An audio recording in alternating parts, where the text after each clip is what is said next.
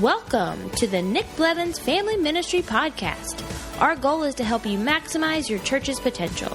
You'll hear from top leaders in children's, student, and family ministry about the principles and practices they use. Now here's your host, Nick Blevins. Hey everybody, welcome to episode 61 of the podcast. In this episode, I talk with Alex Beaverson, and Alex is the high school pastor at Mariners Church in California, and he and I talk about helping students serve, but specifically how students serve in their high school ministry. Now, if you're a children's pastor, just know that this podcast is for you as well, because as you hear him talk about how they help high schoolers serve in their ministry, I think you can learn ways that you can have high schoolers serve in your ministry. And obviously it's different when they're there for their gathering for high school and how they serve there and all that kind of stuff and the rotation he uses. But I think the principles are the same.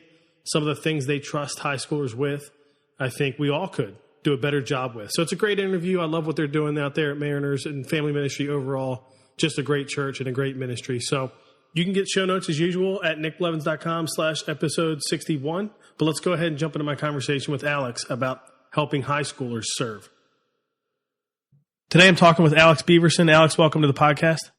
Thanks for having me, Nick. Tell us a little bit about yourself and your church before we jump in and talk some student ministry stuff. Totally, yeah. So I'm the high school pastor over in Mariners Church. It's in Irvine, California. We are, I guess you could call a mega church. We have 4 or 5 campuses that that are part of our Mariners Church here. And for student ministries, we run junior high school programs, weekend services on Sundays for both junior high and high school ministry. And our church is Kenton B. Shore, kind of a no-name mega church pastor. He's the lead pastor out here. And it's been fun. I've been at Mariners for about 5 years, became the high school pastor, about 8 months ago. And, I'm loving every minute of it. I'm certainly learning a bunch about ministry. My wife and I have been married for 7 years, got 2 kids, and we're living in SoCal. So it's the dream life right now, you could say. That's awesome. That's great. And we're doing this, over video call, and you're actually at Starbucks, which is probably a first. Yeah, totally. I don't know if anybody's ever done that, and the internet seems to be holding up well, which is a good thing. So this podcast is presented by Starbucks, apparently, which is great. That's right. Yeah, I tell you what, I work at Starbucks. It's where I get my best work done at Starbucks. So I was like, hey, let's just do a podcast at Starbucks. It's the best place for me to do it. That's awesome. Who knew that the internet would be good enough there? Because I've had plenty of these where like people are at their house or at the office or whatever, and things just don't work quite as well. So totally, yeah. Congrats to Starbucks for having great internet. That's right. So before we're going to talk a lot about how you guys empower students to serve, because you and I have talked before, and I just was really intrigued by what you do there, particularly how they serve even within student ministry. But before that, I think it's great for people to get a handle on what high school ministry programming looks like at Mariners. So what is kind of the template, for a year or whatever, or for a week. So can you walk us through that? Yeah, absolutely. Here at the high school ministry, we have a Sunday service, one service at 11 o'clock. Interestingly, on June 24th, we're launching another service on Saturday nights. So be praying for us as we jump into that. But cool. We have one service on Sundays, and we also run a small group program in homes, volunteer leader led during the week. And those are in homes, grade and gender based, and in your community. And those are, discipleship groups. Those are small groups. It's where you dive into God's word as a group of friends together. But our Sunday program is an hour and 15 minutes long. And sometimes we even shorten it to about an hour and 5 minutes. So it mimics our adult services. So our adult services are 5 p.m. on Saturday night, 9 and 11 on Sunday mornings. And we have been running an 11 a.m. service for, since I've actually been at Mariners. And it's been great. We've seen lots of growth happen through a weekend service. And our weekend service is the front door to our ministry, we say. So what we say every single week to our students is you belong before you believe. Meaning students can show up and they can be themselves. That's the bottom line. We want students to come into our weekend service and feel like whatever they did on Saturday night, whatever their last Friday night looked like, they're still welcome to come to church. If their friend invited them, if they're staying the night at their friend's house, whatever the case may be, come to church and be yourself. And you belong here before you believe. And, we actually kind of got some language from the Orange Conference, and from Orange's Andy Stanley talks a lot about how Jesus asked people to follow him before he asked them to believe in him. So that's what we want our weekend services to be. We just want students to take a step closer to following Jesus. And that hour and 15 minutes is filled with things that students like to do. So the first thing is music. We have a high value in our worship experience, and we have a high expectation that we have a high value in excellence. So we want our music to be really good. High school students are at the point in their life where they're starting to get involved in music. They're starting to hone in on their craft on an instrument. They have a very particular views and bands that they listen to. So unlike junior high, they're kind of getting their feet wet. But in high school, it's like they're starting to have passions and ideas. So we want to make sure that our weekend service music experience is one that students like to come to. So what that means is we have loud music. I have a guy that works on my staff. He's a full-time worship leader, and his job is to make sure that the music on the weekend is student-led, first off, and secondly, high impact and high excellence. So we play good music. Secondly, we have a game every single weekend. We believe that games are people laughing, people having fun. It breaks down walls. It allows for the message to be more impactful. And our games are always interactive. So students are going to interact with their friends next to them. They're going to interact with somebody on stage. So a student can come in and they can totally feel invisible if they want and sit in the back. But that's not our hope. Our hope is that students can engage with the service. So a game is just another place for students to engage with the service. And then we have a set of announcements where we announce what's coming up in our church if you want to get more involved. If those are small groups, or if that's an event that we have coming up, and then we have a message, and that message is typically taught by myself or somebody on my team, and it's 25 minutes long, fun, high value in fun, but a high value in calling these students to more. We believe that these high school students, they're interested in learning, they're interested in the Bible, so we engage topics that they want to talk about, things from sex to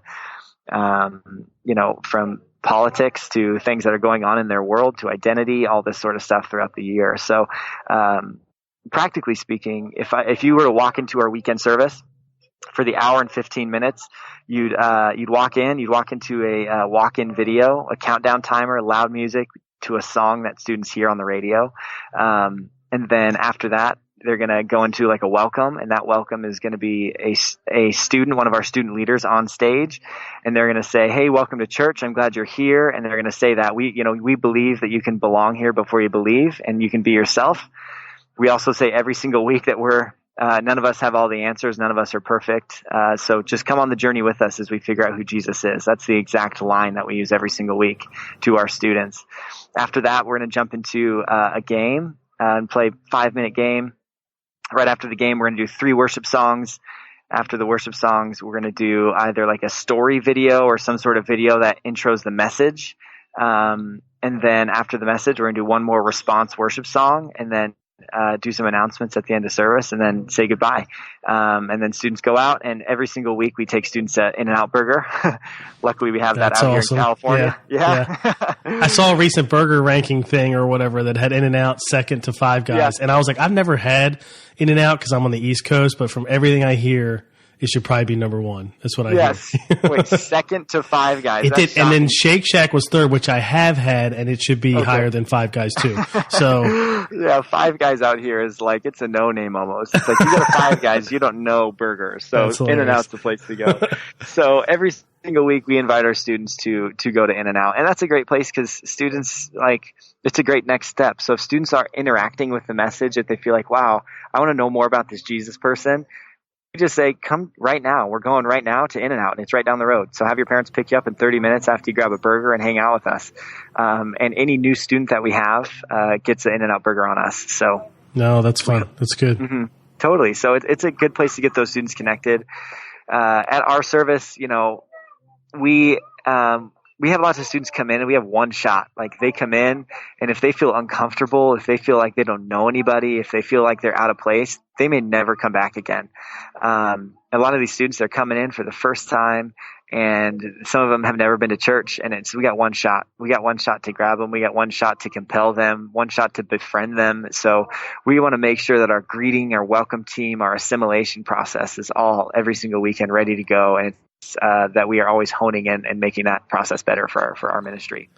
Now, you run that every week all year long, right? You don't take a break during the summer because, like you said, you're going to launch actually a Saturday night, right? That's right. Yeah, we do it all year long. We only take breaks if for like Mother's Day. We have these family weekends, Father's Day, where we ask our students to go to church with their families. But, I mean, it's rare that we cancel a service on a Sunday. And do small groups in homes go all year long as well, or no?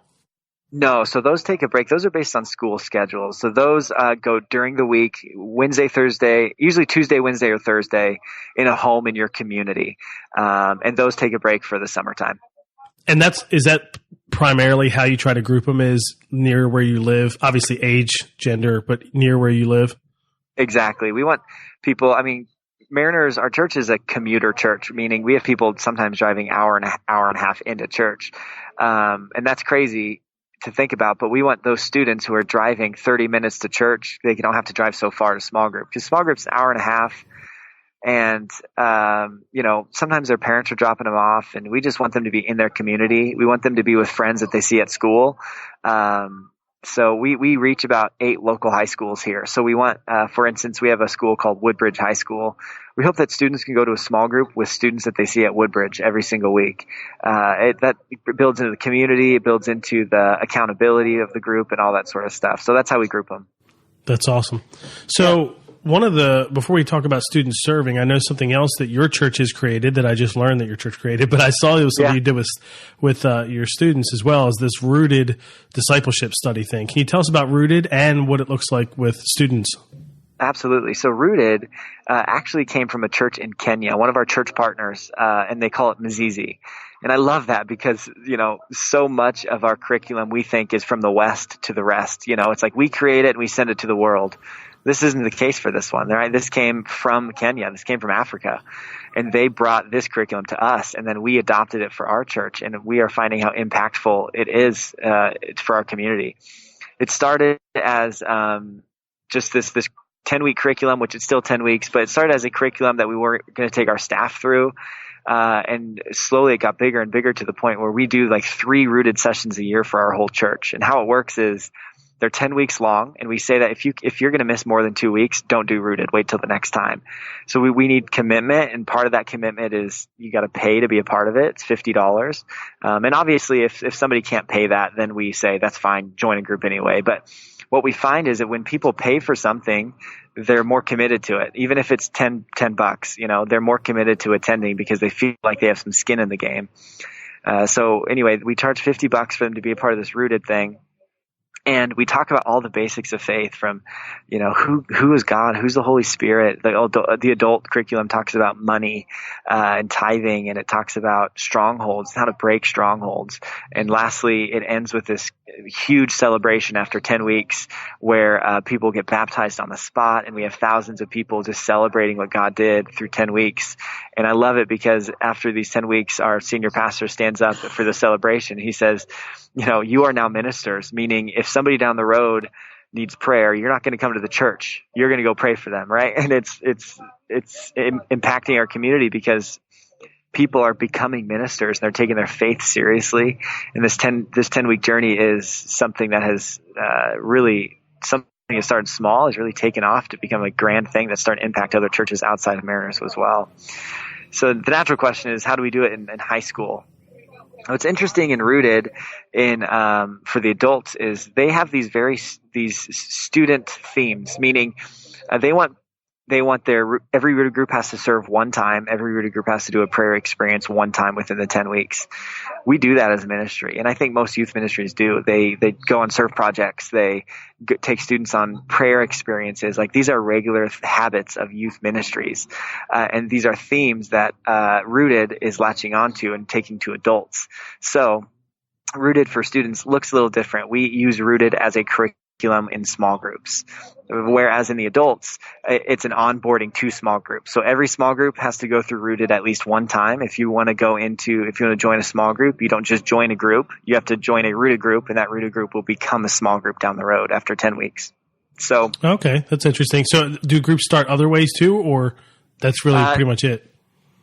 That's pretty much, I mean, our number one focus in getting small groups to happen is through Rooted for adults.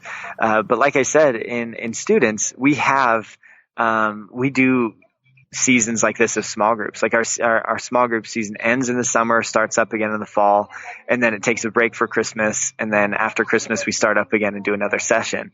So we are pushing all of our students into small groups. And if you are a freshman or a junior, you're going to go through Rooted for your first 10 weeks. And we have a student curriculum for Rooted and all this sort of stuff. And then during that 10 weeks, you can attend the adult Rooted celebration with the whole church. So that's kind of how it works. Yeah, it's a tad confusing, but the reality is students change so much over the course of 4 years from their freshman to senior year. So we thought, we could have these students go through Rooted twice, and they would probably have a completely different experience over the course of those 4 years. And that's probably been the case too, right? Because I imagine you've had students do that a few times. Yeah, exactly. We have. So we have a new student. His name is John. He comes into the weekend service. Hey, I'm interested in joining Rooted. We say, okay, you join a small group, that sort of thing, because you'll go through Rooted as a small group. The adult ministry would say, hey, John, some adult guy, some businessman comes in and says, hey, I want to join a Rooted group. He's like, great, we have a Rooted group, join a Rooted group. That Rooted group will become a small group. So it's a little different for students, but it works for us. And we found that it's a system that is continued to grow and been impactful for our ministry. That's awesome. So I know when we talked before, one of the big values you have is helping students serve, but even within the ministry, you mentioned earlier how you have a high schooler kind of be the host, welcome students to your large group program, right? Every week. That's intentional. So that's just one example of how you do that. So tell us about what that looks like, how you help students serve in ministry in the church, but also in the high school program itself. Totally. So, students we say come and learn. That's kind of our, come and learn, figure out your gifts, figure out what you're doing, figure out what you're passionate about. So we have a lot of students. We just want to give opportunities for students to try out their faith, try out their talents, figure out what they're good at. So with that said, if we have a large group, we need a lot of opportunities for students to figure out, to come and learn, right? To come and learn. Are you good at music? Do you want to be a worship leader? Are you good at tech computers, that sort of stuff? So we try our best to create opportunities for students to figure out their giftings. So on a weekend service, we have numerous ways for students to serve. And the first, what we call this is ministry teams. A ministry team is a team of students that come and do ministry on a weekend. That's simple. And these go from our first impressions team, aka a greeting team.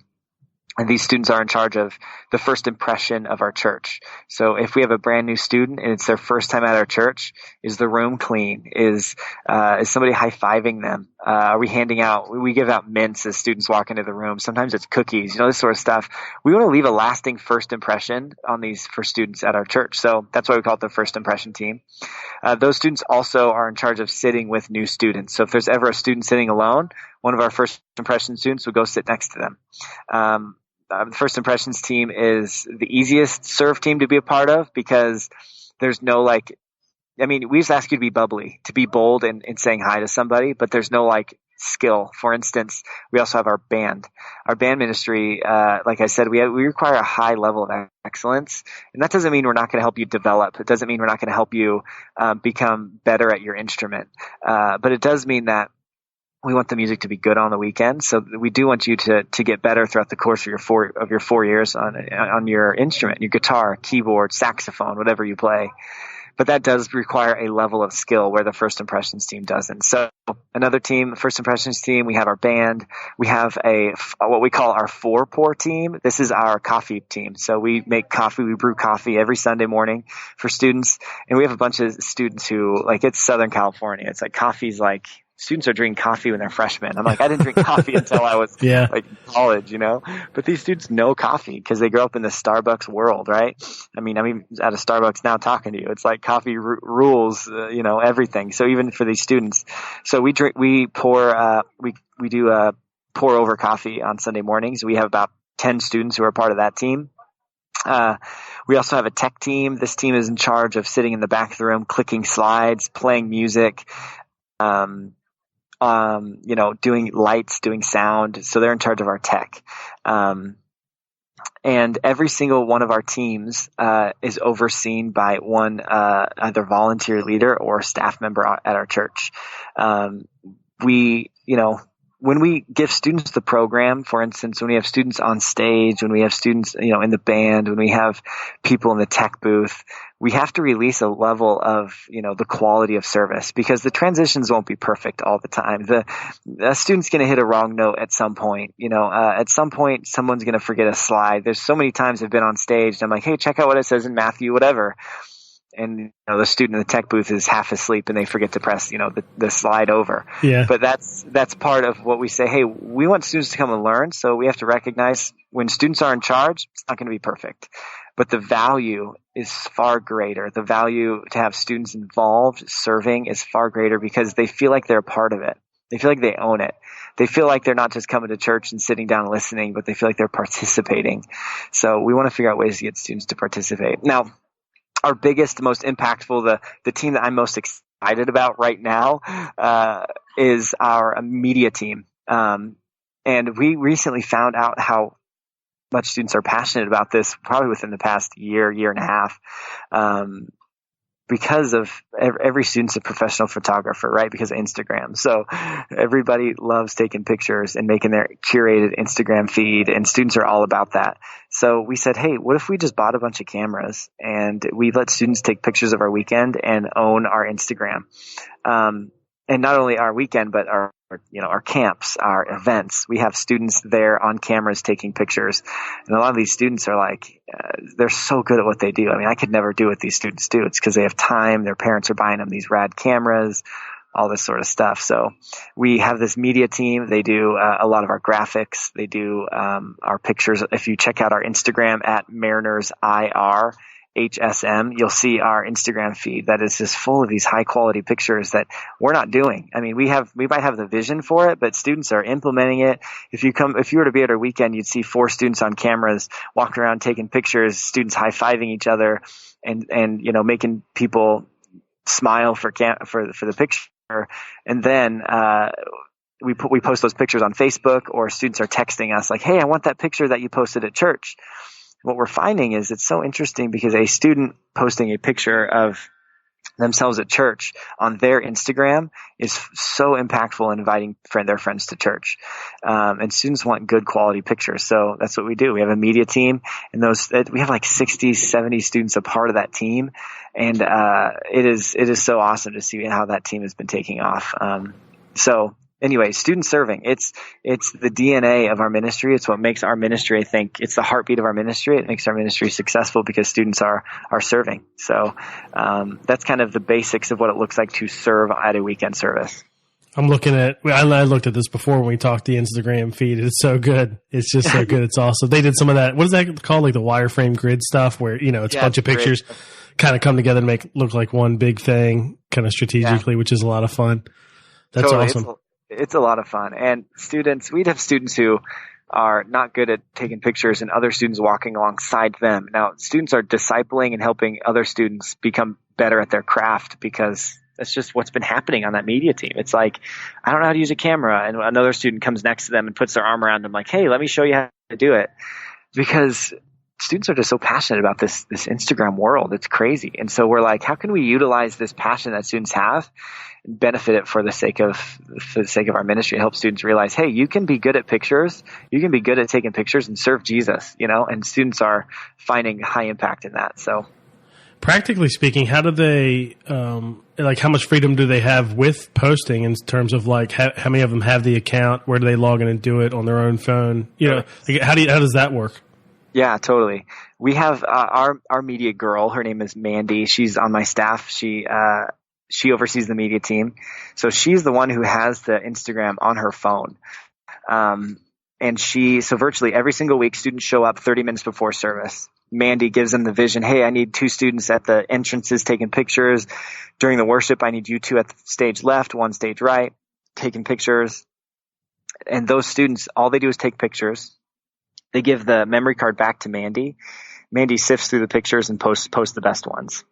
Okay. So that's how that works. But then, depending on the event, every weekend it's hard for us to put pictures on Facebook because every weekend the pictures begin to look the same. Yeah. But we went to Mexico. So if you were to look at our Facebook page, you'll see all the pictures from Mexico that students took. And so what happens is we just post a link at our bio on Instagram. Hey, put on our Instagram story. Hey, the pictures are up from Mexico. They're on our Facebook page, link in bio. People click on our bio. They see all the pictures from Mexico. Then they post those on their own Instagrams. So the pictures that they take aren't only for our Instagram. They're for their students' personal ones as well. And as long as we can capture the story of what's happening at a weekend service through picture, students will post those on their own Instagrams and their own filters and stuff. So, but we do have some students who come into the office. They help us shape these grids. They help us with the graphic design, that sort of thing. But I tell you what, whatever this means, we haven't quite given freedom to a student to post on the Instagram. We haven't given them the password to our Instagram yet. Sure. Yeah, so we still want to make sure that we're posting the right things at the right time that tell the right stories. A value we have is always students' faces. We don't want to post like a picture of a horizon or a picture of, a mountain or something if that's not going to tell the right story that we want to tell through our Instagram.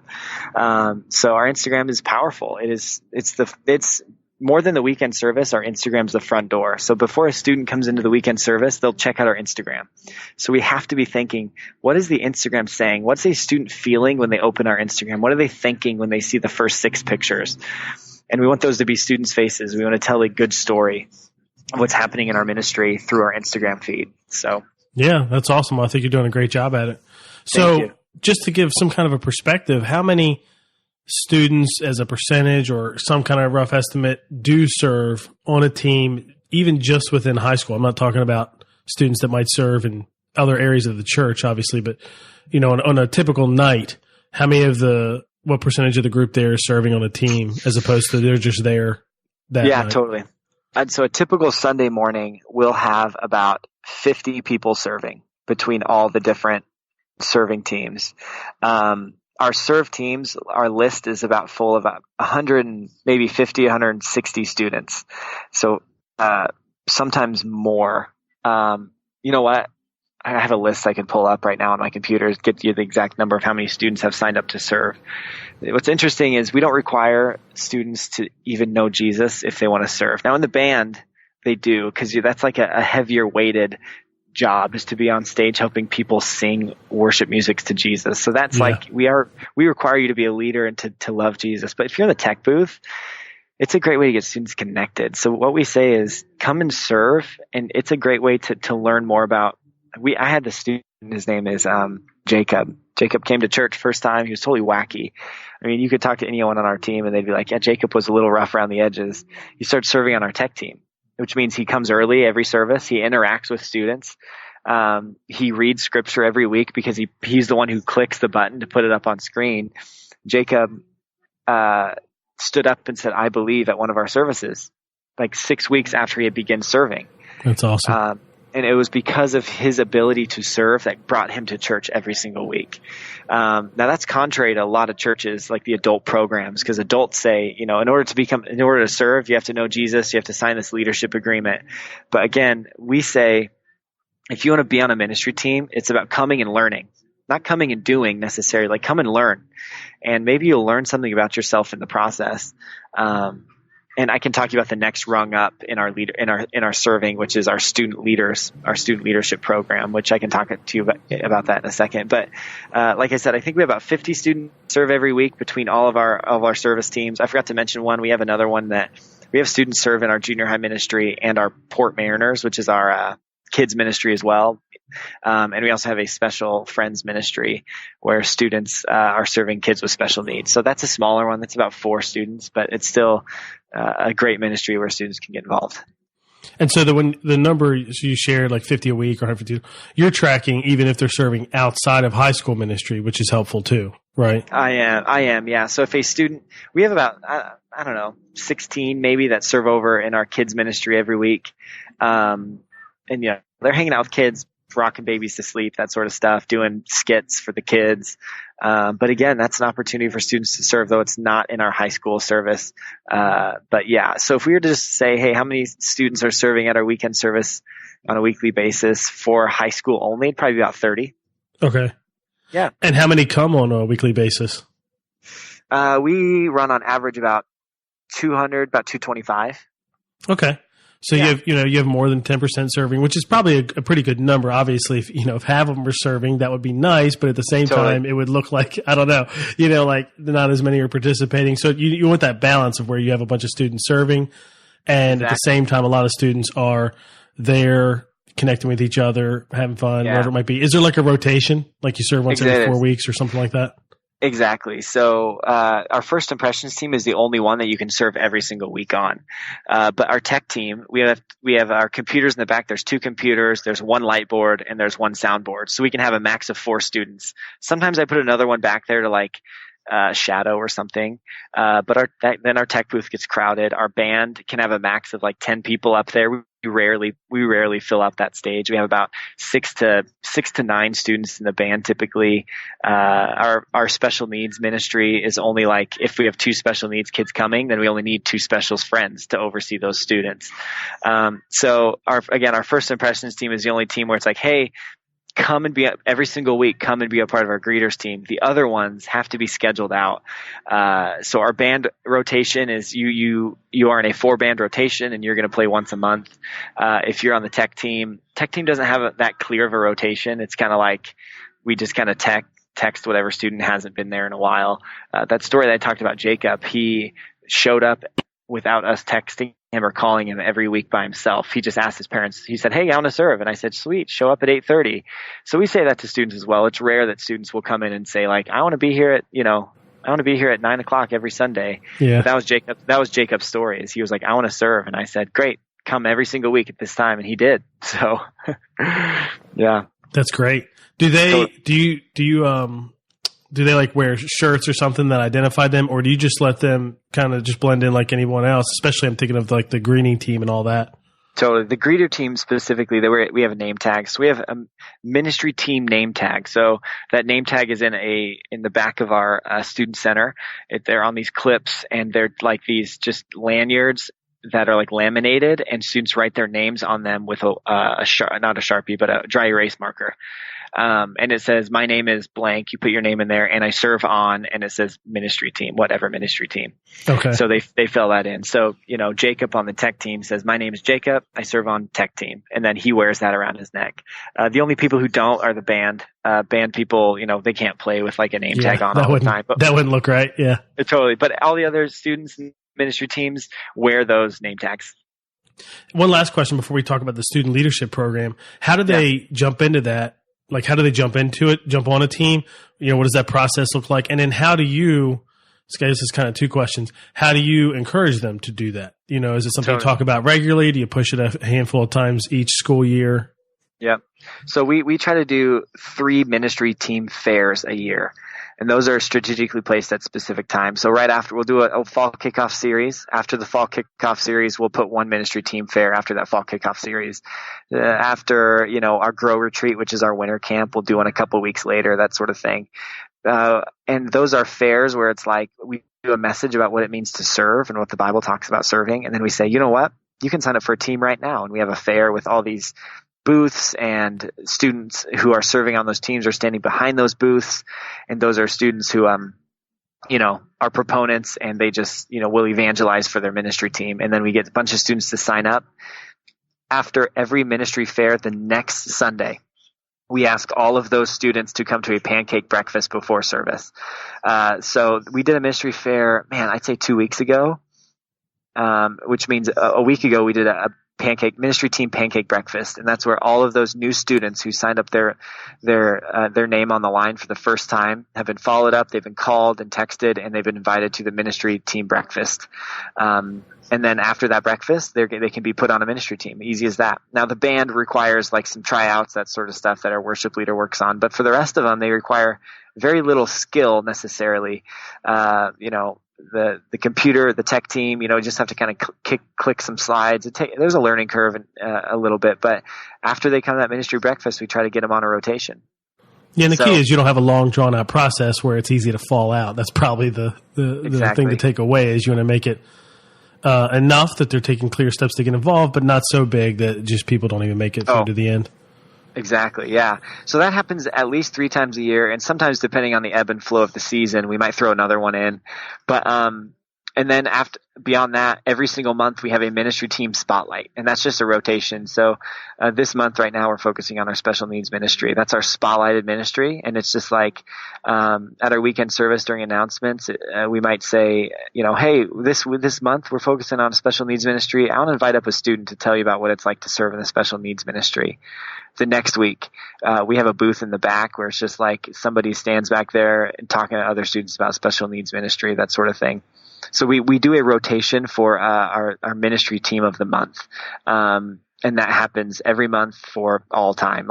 We just keep rotating those teams over and over. So we do our best to get students to keep ministry teams as a bug in students' ears so that they know, hey, I can get involved. There's something for me. And even if the special needs ministry is focused right now, we have students come up to that booth and say, do you have anything for I don't know, I want to shoot, I want to take pictures. I see students taking pictures every week. How do I join that team? So just the fact that we have a booth in the back of our room every week that students can go to ask questions about ministry teams, it lets students know that, hey, we have a place for you. You can serve here. Cool. And you mentioned, you have a student leadership program, kind of another level of student serving and leading. So what's that like? What's that about? Totally. So our student leadership program is the highest level of our leadership for students. And this is on average, we have 225 at our weekend service. I think we run about 350 students that call Mariners Church their home. Out of those 350, we only have about 50 or maybe 30 students a part of the student leadership program. These are our core students. These are our students who have gone through an application process. We talked about leadership commitments, and this is where they, sign their name on the line that says, hey, I follow Jesus. I want to live above reproach. I want to be held accountable for my actions, this sort of stuff. And in order to be a part of our student leadership program, you have to be a part of a ministry team. Okay. That makes sense.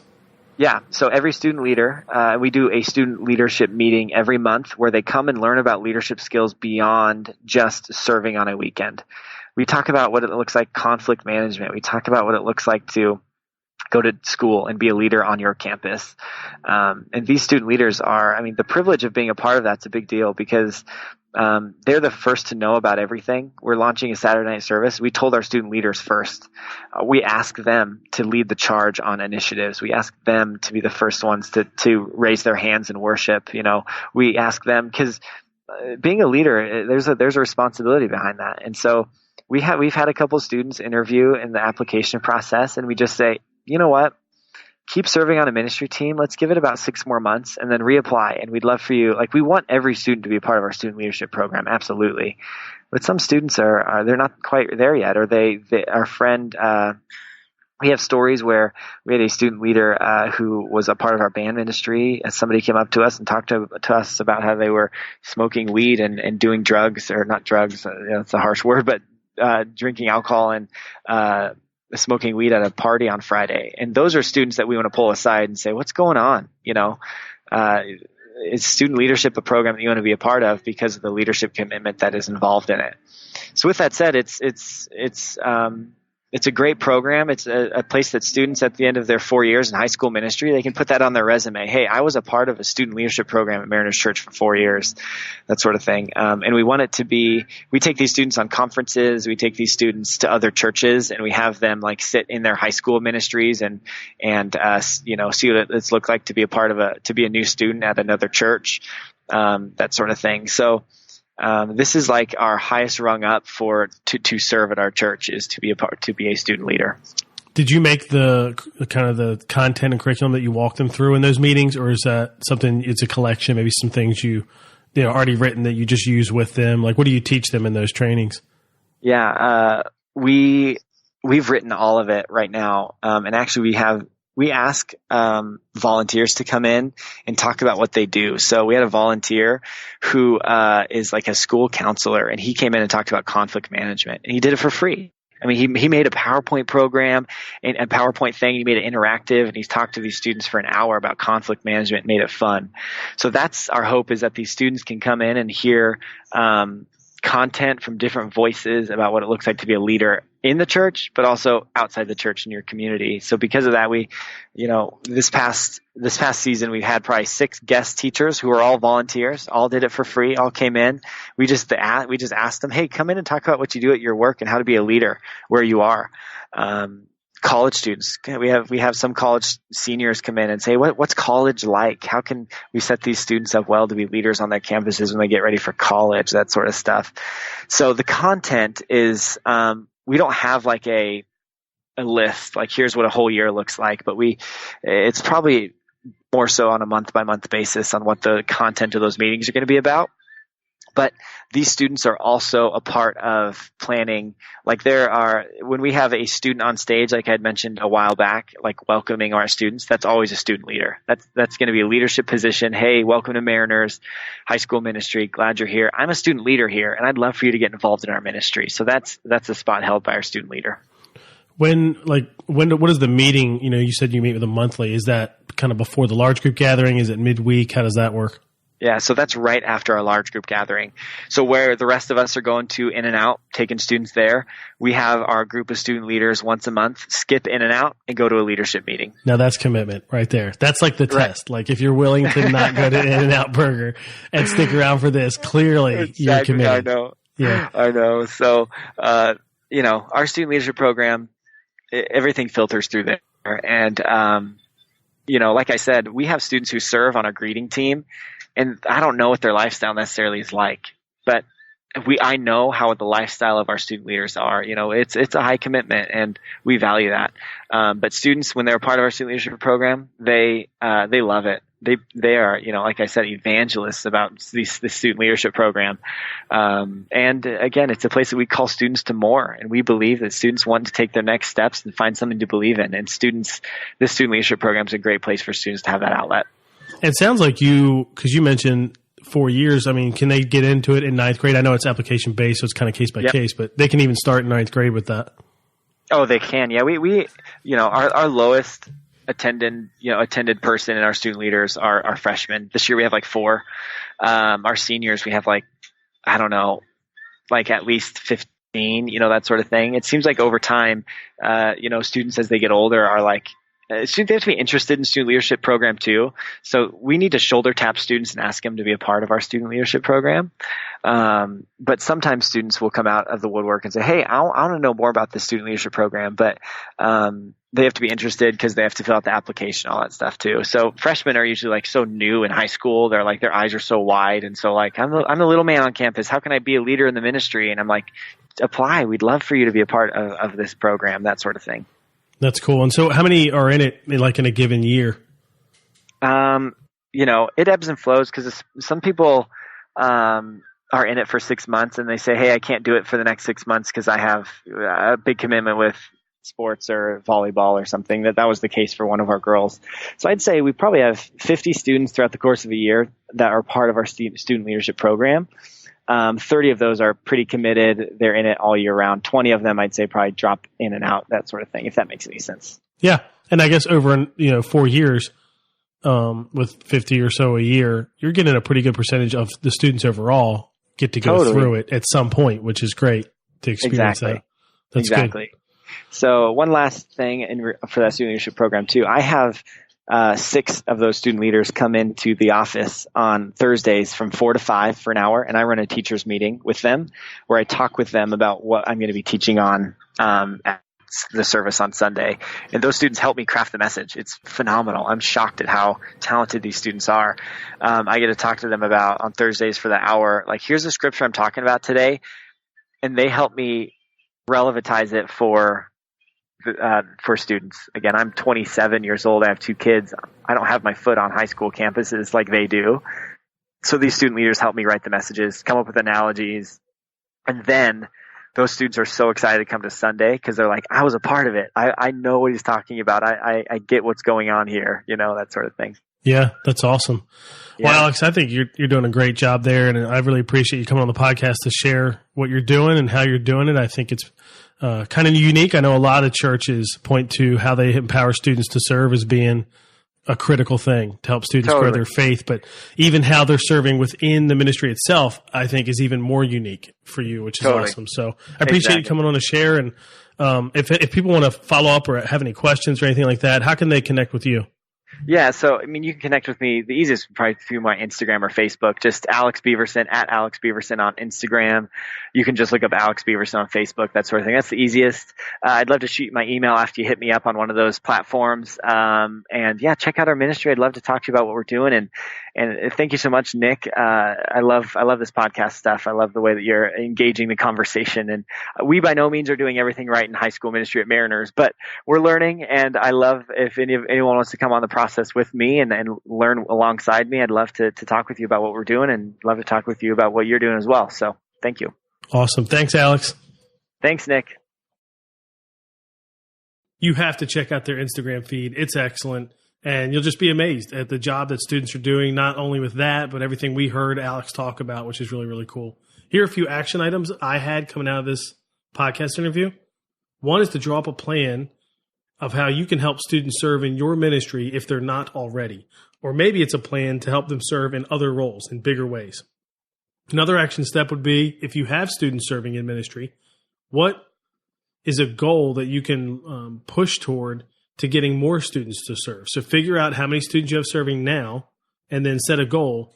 And maybe you'll work, if you're the children's person, you're working with a student minister or something like that to come up with a goal together. We did that. We set a goal a while back to get 50% of our average student attendance serving, and we reached that. And so then we upped the goal now to try to get 50% of the active role, meaning the total number of students that would call our church home and come, at least once a month.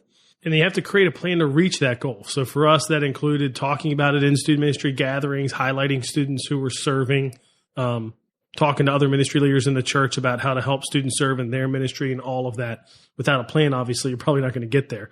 You can get all the show notes for what Alex and I talked about at nickblevins.com/episode 61. In the next episode, it's kind of unique. I actually talk with a student who serves and his student pastor, his children's student pastor. Micah Fletcher is the student, and John Cahill is the staff pastor that leads Micah. And so it's a great conversation because we talk to Micah about what it's like to serve as a student, what are the things he does, the responsibilities he has, what has helped him. And then we also talk with John in the same conversation about how does he empower students to serve? What does that process look like? So you don't want to miss that. That was a lot of fun. It's very unique. Go ahead and subscribe if you haven't already so you never miss an episode. And I'll see you next week in the Family Ministry Podcast. Thanks for listening to the Nick Blevins Family Ministry Podcast. We hope this helps you maximize your church's potential. We would love to hear stories of how you apply what you've learned. You can do that by leaving a comment on iTunes or in the show notes at nickblevins.com.